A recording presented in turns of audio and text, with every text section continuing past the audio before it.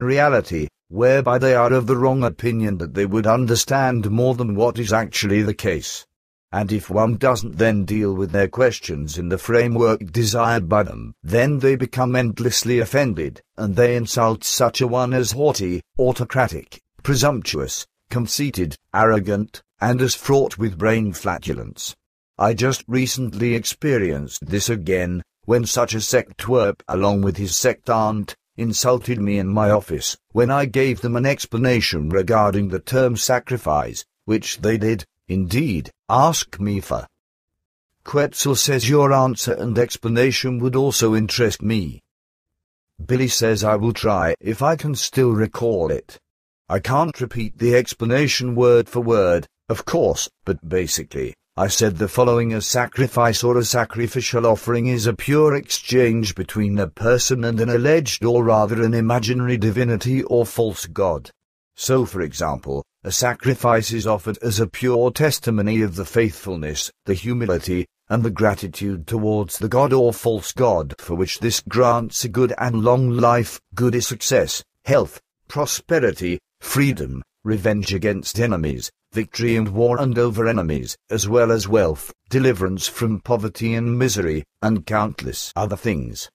But this means that the offering or sacrificing to a god or false god represents a real business between this and the person or petitioner presenting the offering, freely according to the principle: here's the money, there's the goods. And when a person sacrifices other things, such as his mite in the collection for a religion or sect, for the needy, or for a new church, a chapel, or for some other idolatrous temple, then this also corresponds to a business, for the business rule is this: there's a sacrifice, sacrificial offering, or offering for the calming of a bad conscience because a person has more than the poor; there's a sacrifice for the calming of anxiety, a sacrifice because one imagines himself to be better than the next person, a sacrifice to gain advantages, and a sacrifice so that the enemy is massacred, so that a dispute or war is won and the winner is lifted into the sky, so that the hated neighbor gets the plague along his neck, or so that one wins the lottery. Thus, sacrifices are, in every case, always aligned toward profit, and to be sure, even when they are given from person to person, but it must be clearly stated that sincere assistance and sincere gifts of love for fellow human beings cannot be equated with sacrifices because these demand nothing in return, in contrast to sacrifices. Sacrifices are, in every case, always religiously conditioned, cult conditioned and, thus, faith conditioned, associated with a dogma, with a doctrine, with which the theoretical side of the religion, the sect, or the other cult is represented. This theory of a cultic, religious, or sectarian form represents a set of views, suppositions, and conceptions that are designed to represent the origin of all existence and, thus, of humans as well as of a highest, absolutely perfect, infallible, omnipotent and omniscient as well as all-merciful power, which is designated, in short, simply as God.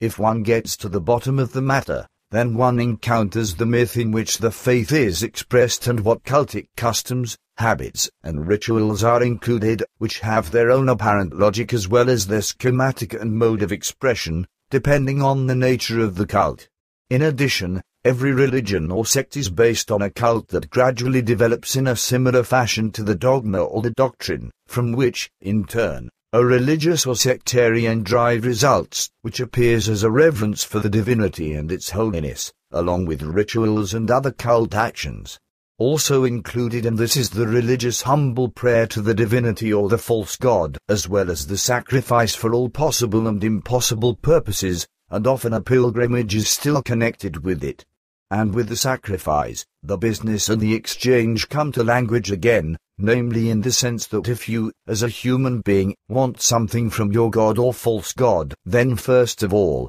you must give him something for it, even a sacrifice or a promise, which does, indeed, come out to about the same, and afterwards, you must offer him something again as a thank you.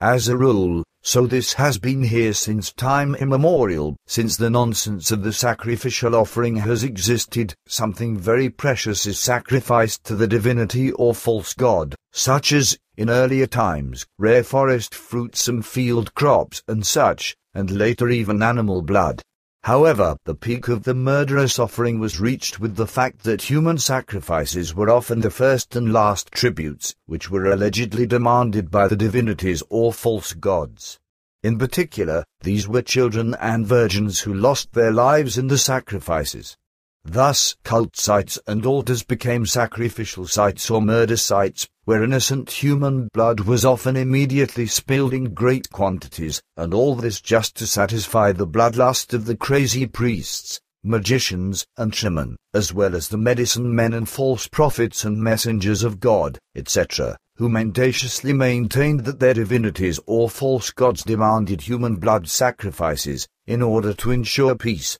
freedom, rain, or prosperity, etc., or to turn away disaster or to make atonement for anything. That, my friend, corresponds to the answer and the explanations that I gave to the two sectarians. Quetzal says, "You astonish me, how precisely you have explained everything."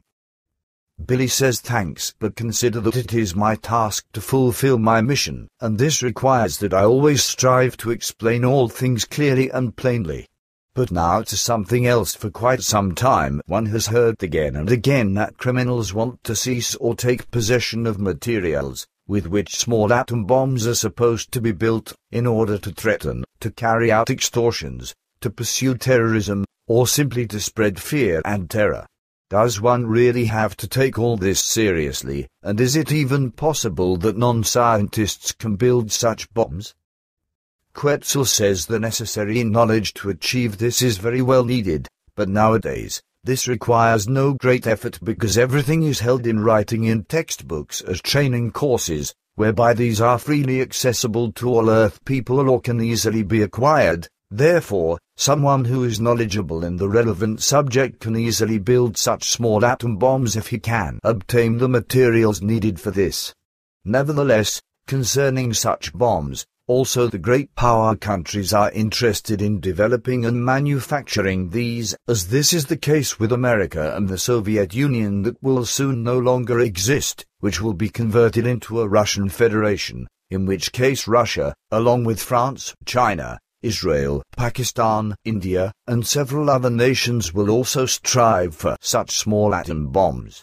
Secretly, the Iraqi dictator will also take part in this, along with other power-hungry ones. In particular, America will make special efforts after the turn of the millennium, in order to be able to implement such bombs, when the megalomaniacal and extremely unscrupulous, irresponsible, and world domination-addicted President of the USA lives out his global terror.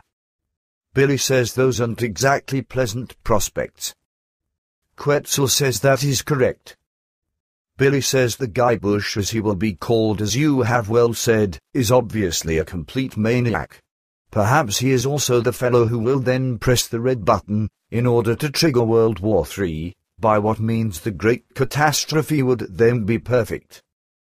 Quetzal says this possibility will be given then, unfortunately, because in his addiction for world domination and warmongering, he will know no bounds and will, at least, threaten many nations with war and revenge, etc., which could then very well lead to a global war, as the Enoch prophecies describe this. If the American population then doesn't bring the shouting for death, vengeance, and destruction to reason, and the population of the entire world as well as the governments of the earthly nations don't recollect themselves and don't undertake anything against all that will be breaking out and against the still threatening insanity, so that everything can be put to an end and the madness of the ones in charge can be stopped, and through this, everything be turned to the better, then a lot of evil, harm, destruction, and annihilation is coming in the new millennium.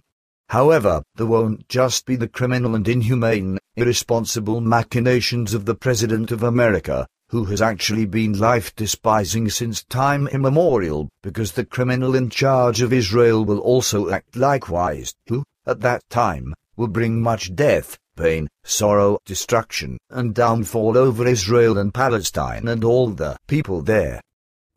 With this, I'm referring to the two men, Bush and Sharon, who will order and steer the murderous events in the coming time, and this under the approval of many senseless ones.